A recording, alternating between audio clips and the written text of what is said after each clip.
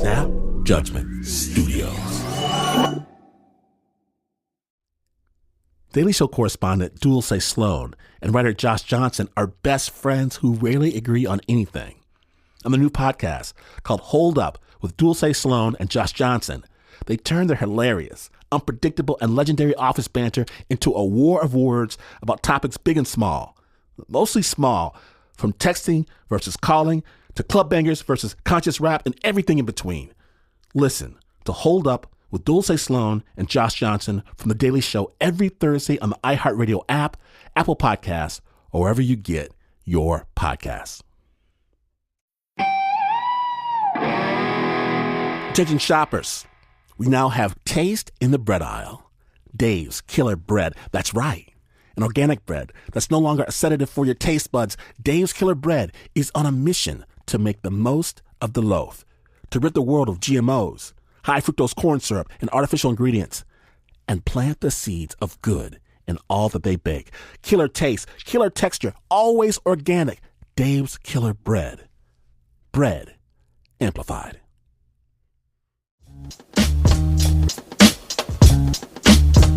Okay, so when I get to the University of Michigan, it's not that I suddenly realize I'm stupid, because I'm not stupid. I'm not. But after faking myself through a few conversations about Kant, about Aristotle, about microfinance strategies for female empowerment, well, it occurs to me that all the books that I read until this point either have dragons or spaceships on the cover.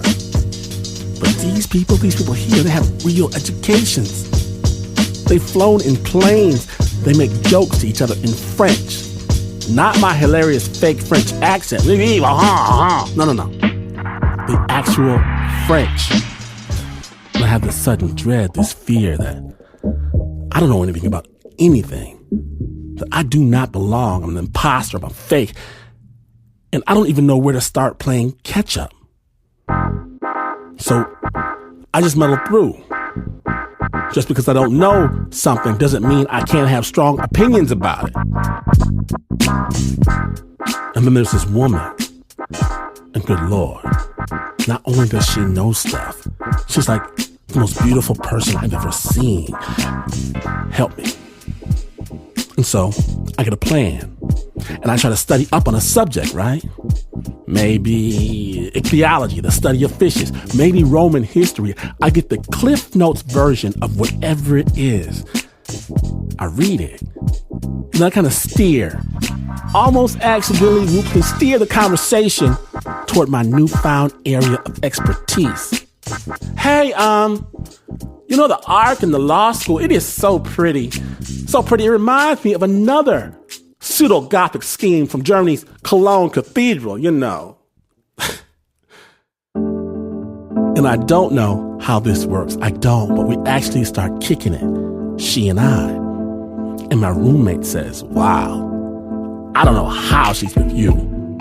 The cashier lady at Myers, a grocery store, looks at her, looks at me and says, I don't know how she's with you. It's like everyone's reading my mind. I pretend I don't care. Because she is with me. Probably not for long, but for right now, everybody's just hating. And we're walking down the street holding hands. She's telling me about her trip to South Africa, which for me may as well be Oz. But I'm listening attentively like a good boyfriend. And she says, this guy, Tommy, he's a follower of Stephen Biko. And my words, they come out before I can stop them. I say, who's Stephen Biko? Then the world spins. The earth trembles. She rips her hand from my grip, turns unbelievingly at me and asks, you don't know who Stephen Biko is? Time slows to a full Jeopardy stop. Stephen Biko. I should absolutely know this. I should, but I don't know this. And when I get it wrong, she's going to walk away in disgust. She's never going to look back. She's going to wonder how she ever got mixed up with this barbarian. 2 seconds. 3. And then I remember the Peter Gabriel song. Oh, Stephen Biko, the South African freedom fighter. I thought she was talking about somebody else. She looks at me hard and extends her hand back into my own, and we continue our stroll. And inside, I'm tripping. If she asks me even one question about this Biko character, just one, it's over because I know nothing. My goose is cooked. But she doesn't ask. And I'm safe to fake my way through another day. So when she does break up with me because of our inherent intellectual incompatibility or whatever she says, I'm actually relieved. I go back to reading books with dragons on the cover. Yes, I do still have some catch up to do, but I figure they make Cliff Notes for a reason. Today on Snap Judgment, head games. Amazing stories from real people whose minds are playing tricks on them. My name is Glenn Washington. Please study the life and times of Stephen Biko. Seriously, because you're listening to Snap Judgment. Snap.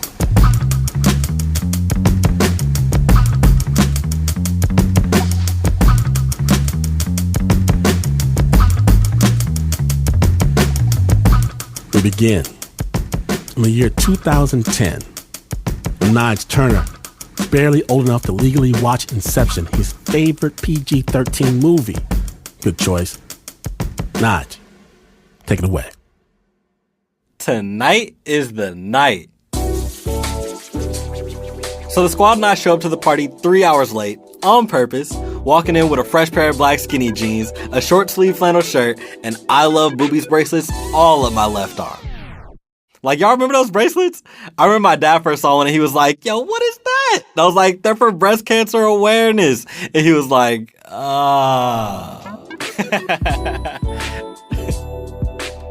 But at that moment, I hear the music switch to Frankie Beverly's Before I Let Go. And it snaps me right out of what was supposed to be the coolest party entrance ever. And I run to the dance floor looking around in a panic because this is our song. And then there she is. Tracy. My dance partner, my ride or die, my best friend. We danced together for about 2 hours of that long old song until it's time to go home. Back home with Tracy. Because Tracy is my mom. If you ran into my family around this time, my mom would say something like this. Here's my husband Leland, my son Caleb, but this one, Nigel's my friend. She tells me sometimes if life got you down, you just gotta ask for a little advice from Auntie Lauryn Hill, cousin India Ivory, and my mom's second best friend, Mary J. Blige.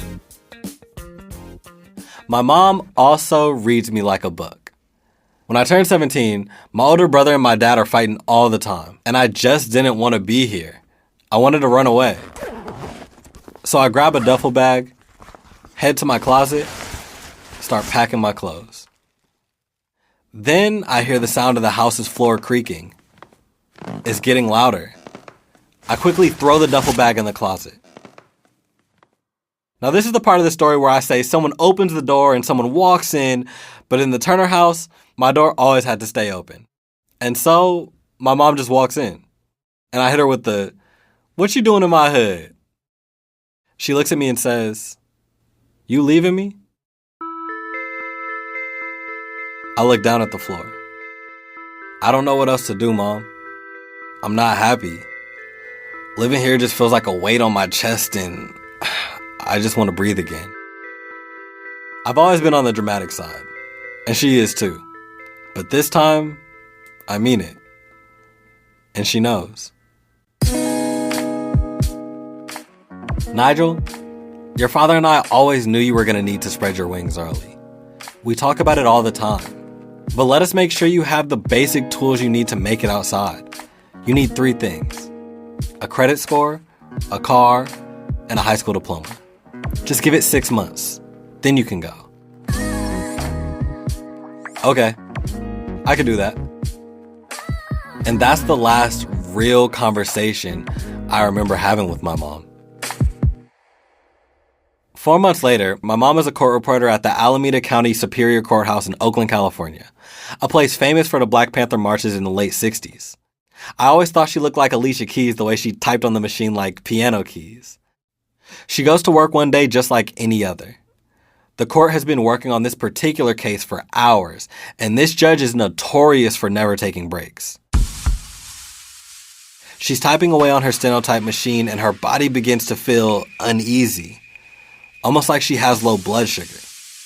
This had happened to my mom before. They couldn't explain why it was happening, but they described it as a glitch. She just faints sometimes, is what I remember a doctor saying after a family dinner got cut short for this same reason.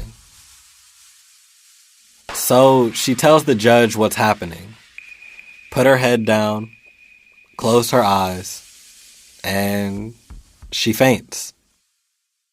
I try not to think about this next part too much because it pulls my mind into all the what ifs, but for some reason, no one woke her up. At least not right away. They just let her lay there with her head down. When they get her to a hospital, it seems like she's gone without oxygen to her brain for a long time. We find out that she suffered severe cognitive brain damage. To be honest, we didn't notice at first. But half a year later at my graduation party, my mom goes out and gets me a cake that says congratulations. Then she goes out and gets the exact same cake. Again. At first I tell myself, we all have our little mix-ups. But then, other signs. She can't keep up at work anymore and she's forced to leave. I pack up her office for her, and her desk is a sea of sticky notes. Just trying so hard to remember. It's sad, but it warms my heart just seeing how hard she tried. We take her to a bunch of doctors, specialists, neurologists. We drive her down to Stanford. They could tell she has severe brain damage, but no one could tell why it was getting worse. Then I start to notice the way people look at her. I go grocery shopping with my mom, and while waiting in the line to pay, she walks up to random people and says things like, "Hey, it's great to see you again." And then they're like, "What?" And then I jump in and try to explain. Then they look at her with pity and talk to her like she's a child.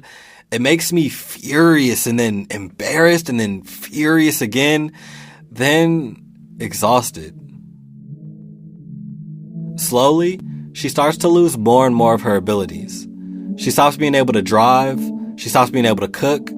She starts having trouble dressing herself. And so I start to spend less time with my old best friend. And what I mean is, I'm no longer enjoying the time together.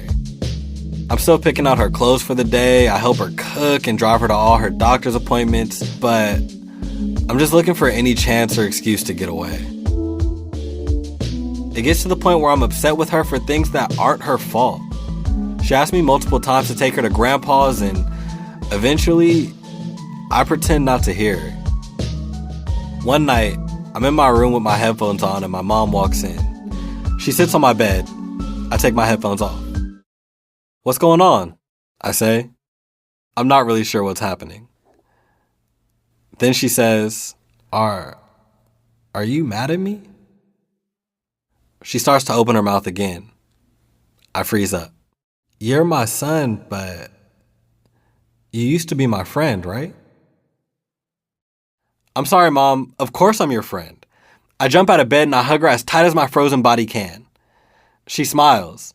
She's happy with my answer, and she walks out my room. But all I can think is, I'm no longer a good son. Am I even her friend? I've always struggled with anxiety, but now I'm having at least one panic attack a day. After breaking many promises to my girlfriend to get help, I finally did.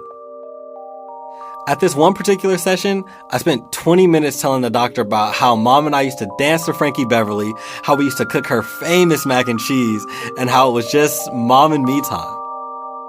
And then the doctor hit me with this. "Why do you keep talking about your mom in the past tense?" I didn't have an answer. Yes, things have changed, but she still loves you and holds those same emotions. The next morning, it's like any morning. The sun isn't even out yet, and it's time to go pick up my mom and drop her off at my grandpa's house so that my dad could go to work. So I walk in the house, say hi to my dad. He rushes off. I head upstairs. My heart is pounding. I pass by my brother Caleb's room, then walk towards my mom's. She's lying in bed, resting. We still got an hour or so before we gotta leave, so I pass her room, wondering, should I say something? Nah, she's probably sleeping. Nigel? How'd she know it was me? Yeah, it's me, Mom. Can you come lay down in here with me? No, I'm gonna lay in my room. Why did I say that? The me of yesterday would say that, yeah, but not the me from the party. I thought I was gonna, I don't know. I start walking to my room and get halfway there before... Wait, what am I doing? All these years she came and laid in your bed and talked to you whenever you needed her. Boy, get your butt in there. I turn around, run, and jump into my mom's bed. Immediately she starts rubbing my hair, along with the grain, not against the grain, which she knows I hate. Then I take out my phone. I hit stop on the pity party that I've been throwing myself, and I hit record on the first real conversation we've had in 6 years. You said if somebody's hurt me, what? If somebody hurts you, I have different. I hurt.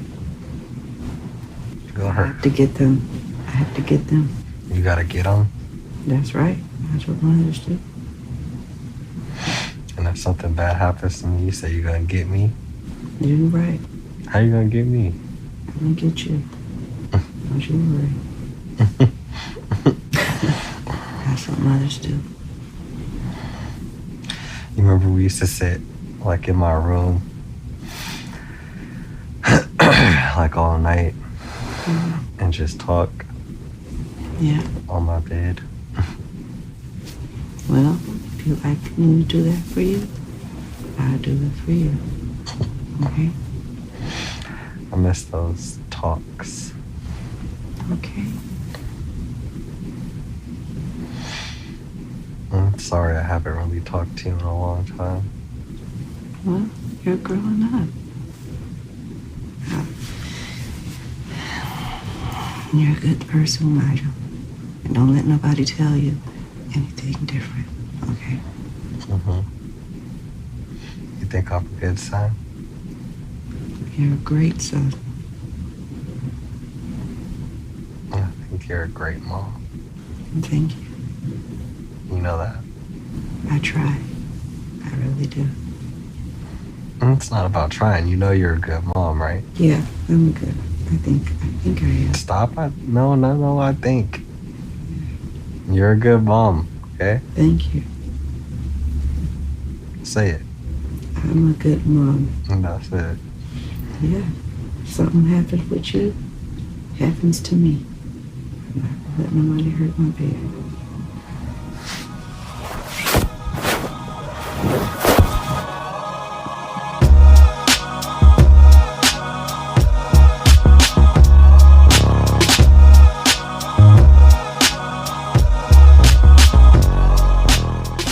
Thank you, Nige, for sharing your story. We here at Snap Nation send you and all your family big love. This piece was brought to you by Adult-ish. It's a culture, advice, and storytelling podcast about adulting, co-hosted by Nige Turner and Merk Nguyen. It's produced entirely by the young folks at YR Media and Snap Judgment alumni Davey Kim. The kick and sound design on that piece was by DJ Clay Xavier. Adult-ish is distributed by our fine friends at Radiotopia from PRX. Be sure to check out their Mom-ish episode to hear how Nige and his mom are doing now. We'll have a link on our website, snapjudgment.org. When Snap Judgment returns, Walmart, like you've never imagined. When Snap Judgment, the Head Games episode continues. Stay tuned.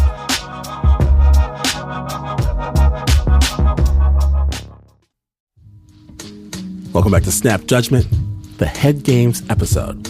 Our next story comes to us from Believable. It's a new podcast by Narratively. It's a show about how stories define who we are, and this story begins in a few different places. But here's what you need to know. A man named Steve Peck, father of 5, biology professor and devout Mormon, he was cataloging insects in Vietnam. It was a trip that would change everything. By the time we got into the rainforest, it was early afternoon, and the sounds were rich. Frogs and birds were cheeping. The butterflies were gorgeous. There were beautiful beetles everywhere. I was turning over logs and things, looking for things like I was a little kid. Everything was new and filled with opportunities, and so things like this chance to go to Vietnam really seemed exciting. This sense of the importance of this little patch of land came over me. There was a profound sense that this place mattered to God. Before this, I was a pretty typical Latter-day Saint. I would go to church. I'd take my family to church. I would pray often. I'd pray over my family and offer blessings. I would say I know that these things are true, that God is all-powerful and that Satan has no power or influence over God. And the things that happened during this event made no sense from that light. I accepted that Satan could block out God, and I accepted that I was under his power, and there was nothing that anybody, not even God, could do to get me out of that. I'd been held captive by demons and tortured and had my entire family captured, and this had been one of the worst things that had ever happened to me. Steve Peck had been back from Vietnam for 6 months when the headaches started. This affected my entire head, and it really felt like somebody was taking a sledgehammer to them. At the same time, my vision started to look funny. I would look at lights and there would be a fuzzy haze. And these symptoms persisted for months. Steve went through a series of tests, sleep studies and spinal taps. They'd given him eye drops for an eye infection and drugs for his headaches. Nothing was working, and it was only getting worse. My son had a birthday party, and at the birthday party, I started feeling really sick. I had trouble forming words and remembering how to say things. I was really worried and concerned. That's Lori Peck, Steve's wife. He woke up and he threw up and he couldn't remember the kids' names. It was disturbing to me, and it was really disturbing to Lori because it was obvious that something was really wrong. That's the beginning. That's where it started. Lori took Steve to the emergency room in the middle of the night.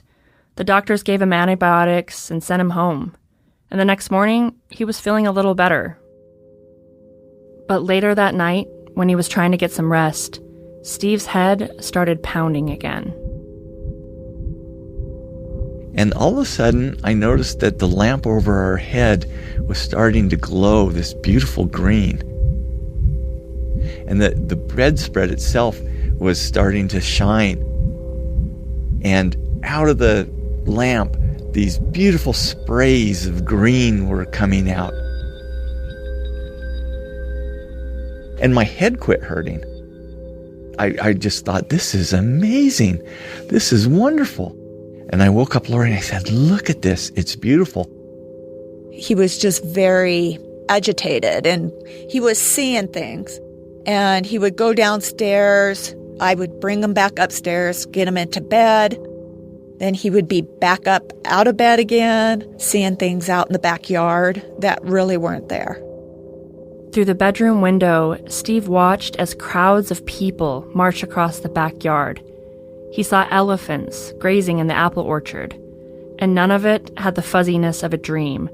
To him, it didn't seem odd. I didn't think, or it didn't occur to me, that I should question this reality.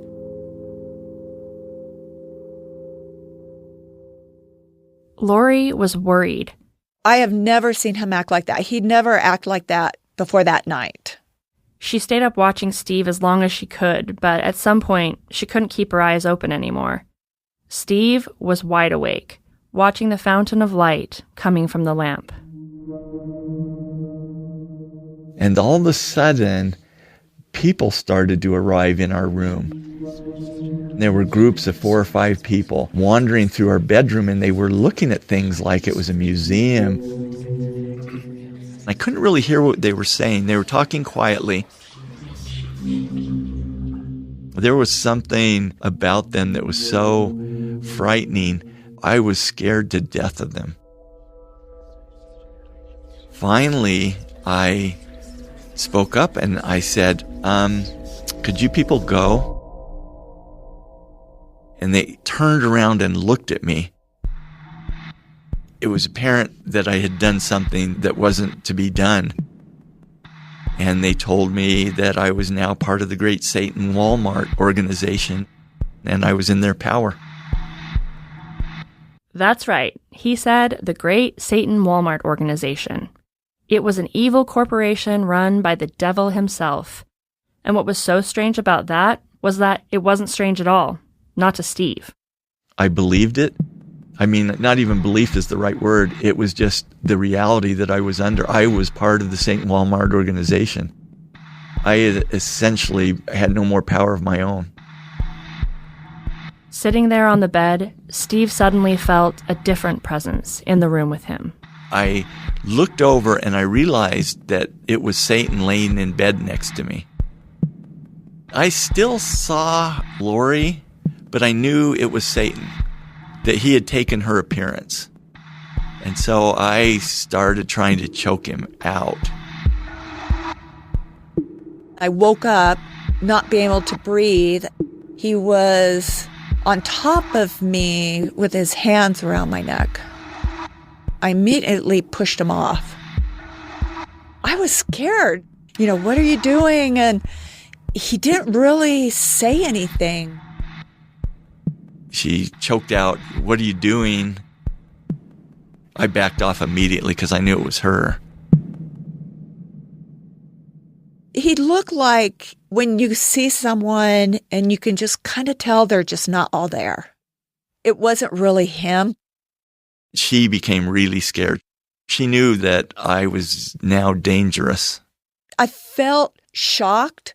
Obviously, I didn't go back to sleep, but I kind of didn't let my emotions take over as much. I kind of stuck them in the back of my head, and I felt like I really needed to get him to the doctor. Lori stayed awake until the morning, watching Steve. She tried to stay calm. She got the kids off to school, and then she took Steve to the ER. You signed him in at the hospital. Do you remember what you said? Were you just like, my husband's lost it, or what did you tell them? I told him that he's hallucinating, seeing things. I just remember waiting hours for him to get in. We were in the waiting room, and I noticed that they'd filled the hospital with giant insects. And it was a little disconcerting because as a biologist, I should have known what kind they were, but I didn't. The giant insects were maybe the size of like a softball, and they were multicolored, beautifully colored, yellows and reds, and they had flowery antennae. They were actually really gorgeous, and they were just crawling around on the floor like little robots. They just were zipping around. He would be looking under the coffee table, just sitting there, just staring underneath, and he's like, look at all the butterflies under there. And he just saw tons of butterflies under the coffee table. After hours of waiting, Steve was finally admitted and given a room, and he was in bad shape. He was running a high fever, and his brain was showing signs of inflammation. Over the next few days, the doctor started to run tests. They did a spinal tap and ruled out a bacterial infection. Then they did an MRI, and that was inconclusive too. They put Steve on antivirals and antipsychotics, but neither had any effect. The doctors were stumped. They just had no idea They just did not know what was going on. While Lori dealt with the doctors, Steve was immersed in a dark, new reality. Knowledge about this world would pop into his mind, fully formed. He understood right away that the entire hospital was under Satan Walmart's control. Satan Walmart wanted to take over the world, and they were, in my mind, powerful beyond reason. The hospital was sort of their operations center. Satan Walmart's goal was to build an army, and they were doing that by converting people and cloning them. Steve was trying to warn the doctors and nurses. Obviously, no one took him seriously, but there was still one person he hoped would believe him. I was waiting for Lori, and I was kind of standing outside my hospital room. Someone walked up who looked a lot like Lori. But all of a sudden she let out a bunch of strings of F words, which Lori would never do. And I knew that this was not my wife. She was a copy of Lori. Steve understood what was happening immediately. Satan Walmart had captured and cloned his family. They'd made copies of all my kids, and they were training them to be assassins. Lori, the real Lori, walked up moments later. He told me that we had cloned kids, the evil version of them. And I was trying to tell him there were no cloned kids. Steve felt responsible for these kids. Sure, they were evil clones, but they were his kids. Lori had reached her limit. Their real kids were at home, and she had been the one taking care of them since Steve got sick 2 months before. Even though none of that was Steve's fault, Lori couldn't hold back her frustration. I just told him I needed a break, and I left the hospital, went in the car, cried, just got it out, and then came back and stayed with him.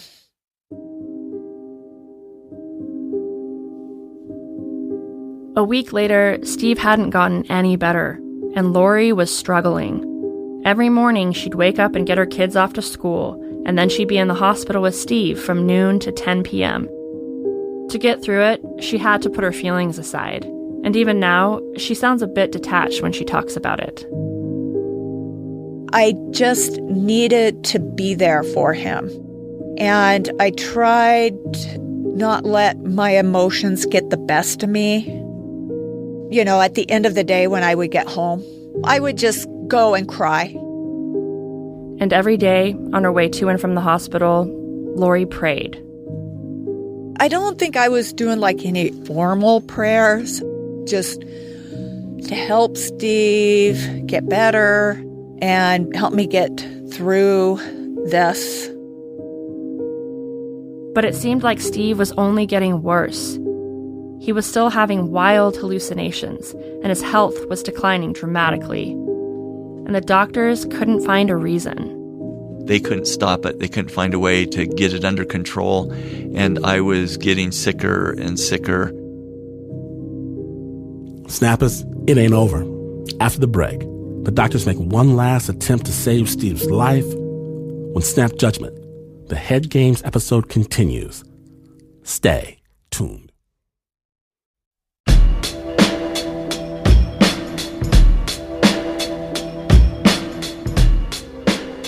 From WNYC and Snap Judgment Studios, welcome back to Snap Judgment, the Head Games episode. My name is Glenn Washington. When last we left, Steve was held captive by demons, and doctors were trying everything they could to save his life. After almost 2 weeks in the hospital, Steve's body was failing him, and he was getting more and more lost in the darkness of his own mind. I was way more listless. I couldn't move around. I was more inclined to live in a world that was completely different from this one. Normally, Steve would reach out to God when he felt alone. He'd ask for help or blessings. But in Steve's new reality, that was impossible. Satan Walmart had built a shield over the hospital that was powerful enough to block out God. I could tell my prayers weren't going anywhere, and I could tell that God was completely oblivious to what was going on in the hospital. And it made me immeasurably sad. It just, in a way, broke my heart. I realized my helplessness. And that's when Steve started to give up. I just knew I didn't feel good and my head was hurting all the time. I just wanted it to be over, and I want this to go away. He was having some pretty intense doubts about his faith. Did he talk to you about that at all? He felt like God was not there and had disappeared. And I tried to let him know he was there, but I understood what he was saying. Did you remember thinking he was going to die? I remember thinking, how am I going to take care of the kids and raise them? Steve was laying in bed, and I was just in one of the chairs on the side. And I saw, standing at the end of the bed, just faintly, my granddad. And my granddad had passed away when I was 13 of a brain tumor. It was almost like he was standing there with compassion and understanding with having your brain be affected by a disease. It was nice just feeling like my prayers are being heard and there's family on the other side there that knows what's going on.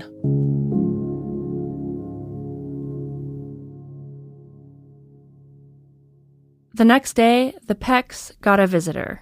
Some kind of infectious disease doctor came in and wanted to know the history of what happened. The man was Dr. Bruce Hathaway.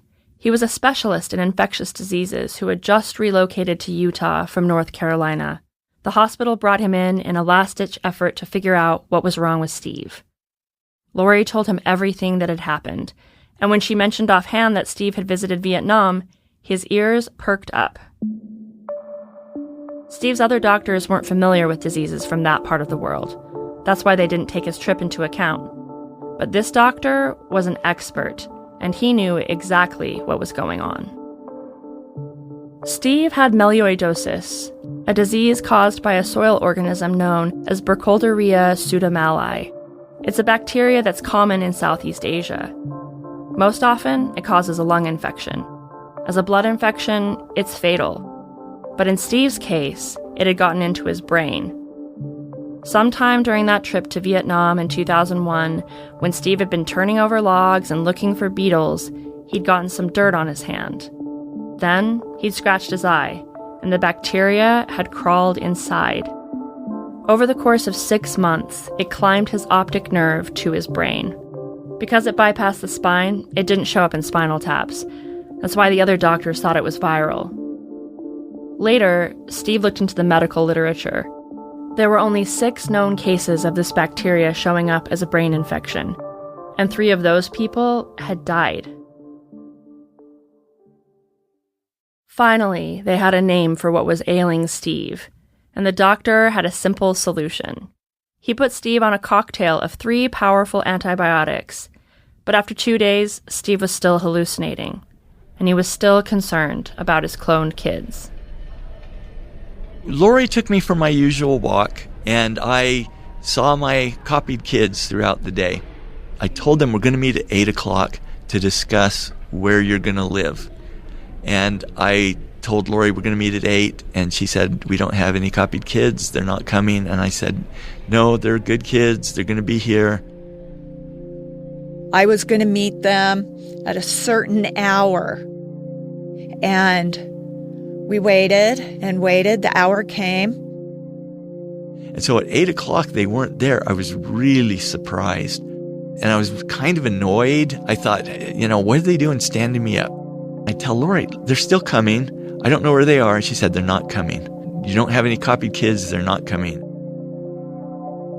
I was essentially watching the clock to see how late they were. And at about 15 after, I was really worried. And I thought I heard him in the hall. I went and I looked. I didn't see him. And he's kind of buying some time, like maybe they're, late. The world's kind of restructuring. How can this be? This isn't the way it's supposed to be. And at that point, Steve then thought, what if Lori's right? And this is kind of cool that it unfolded while I'm watching a clock. 15 minutes later, I thought, this is all a hallucination. It was over. I never saw any more assassin kids or clones of Lori. The doctors all went back to normal. It was funny watching me go from insane at 8 o'clock to 8:45, having rational thoughts again for the first time.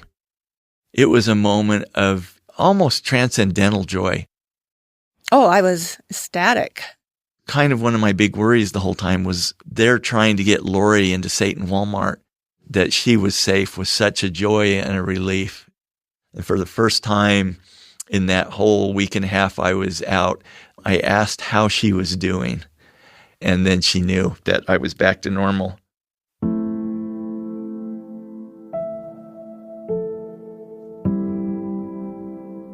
A week later, Steve was well enough to go home. The road to recovery would be long. He would have to be on antibiotics for a few months and get lots of rest. But the doctor said he would recuperate fully. Steve started to feel better physically, but emotionally, he felt haunted. From my brain's perspective, I'd been held captive by demons. I mean, all day long, people were trying to hurt my family, do all these terrible things. And even though I knew rationally that that had never happened, the experience was as traumatic as if it had been real.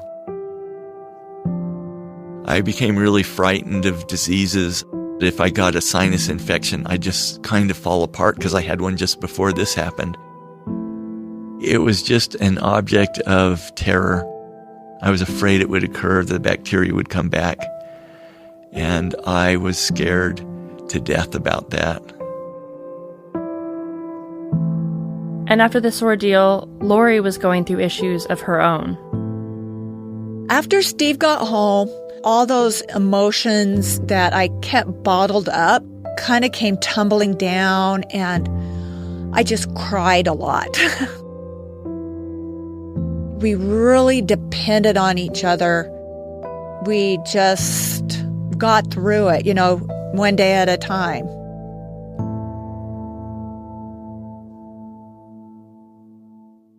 But the questions Steve had were longer lasting.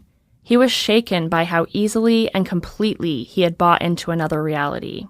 It was frightening in a way that I could literally rewrite my entire belief system under the influence of a bacteria. I accepted that Satan could block out God, and I accepted that I was under his power, and there was nothing that anybody, not even God, could do to get me out of that. And so I was led by my brain to believe things that would have been unimaginable to believe before this. Before he got sick, Steve used to stand up in front of his congregation and say what he believed. Mormons call it bearing your testimony. I used to say, I know that this is true, that Jesus atoned for my sins and things. I'd say I know. But Steve's illness had shaken his confidence. He couldn't say that phrase, I know. He still believed in God, and he kept going to church. But the thing that used to comfort him about faith, the certainty of it, didn't comfort him anymore. After what he'd been through, he couldn't say he knew anything for sure. So he did something radical. He stopped believing in certainty altogether. I think it's good to be uncertain.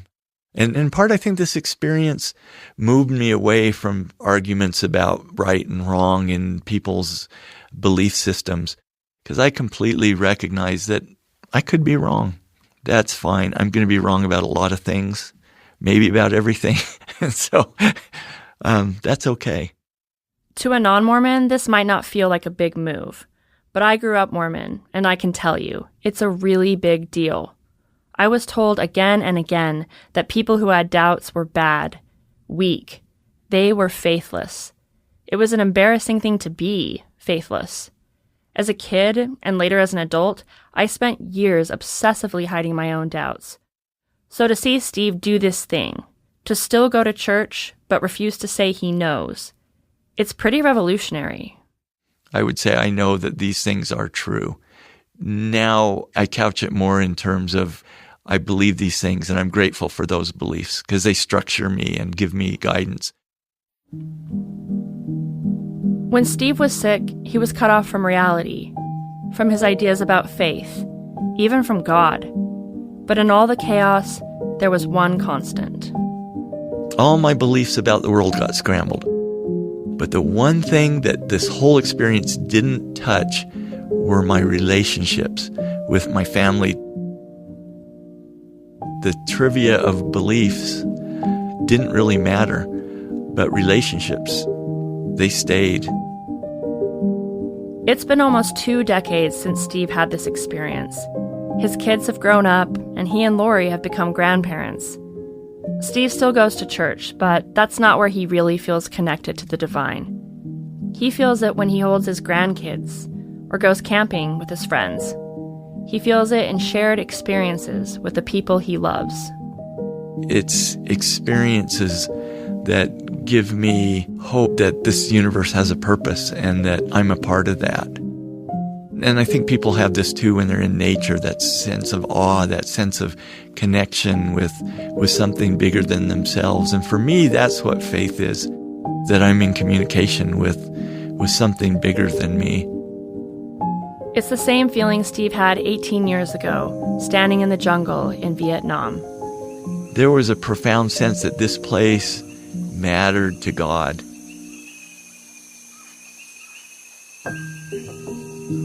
The forest can form relationships with people and with itself, and I felt that. I felt connected to it, even though it was going to nuke me later.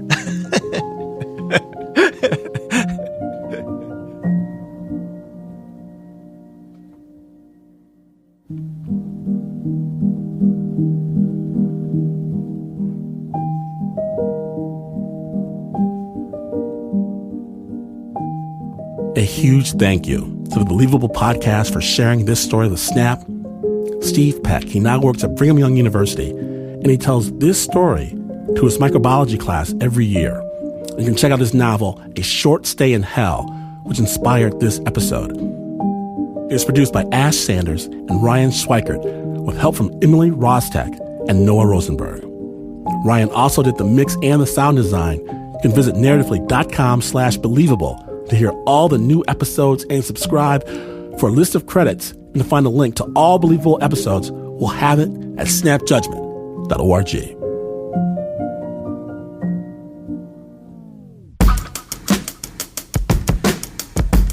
Snappers, it's the end of the show, but the show has no end. If you've missed even a moment, or you want more amazing original storytelling than you can shake a stick at, including the story about how a song one man created was used in the worst way possible, you gotta hear it. Go ahead, get the amazing Snap Judgment Storytelling Podcast on Apple Podcasts, Stitcher, Radio Public, TuneIn, or wherever you get your podcasts. Snap Judgment, cinematic, in your head, change your life podcast. If you like your storytelling in the dark of night, know that we just released season 3 of the #1 supernatural podcast in the world.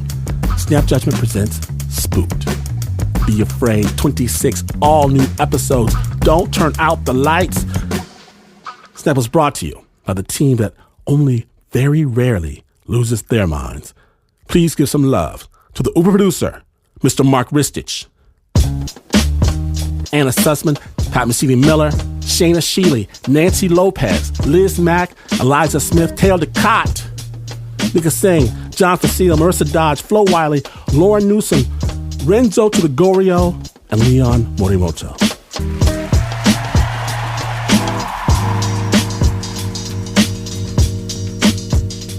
Even though this is not the news.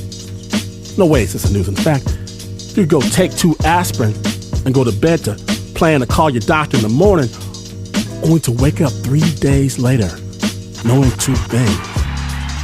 One, that was an aspirin. And two, this is not your bed. And you would still not be as far away from the news as this is. But this is WNYC.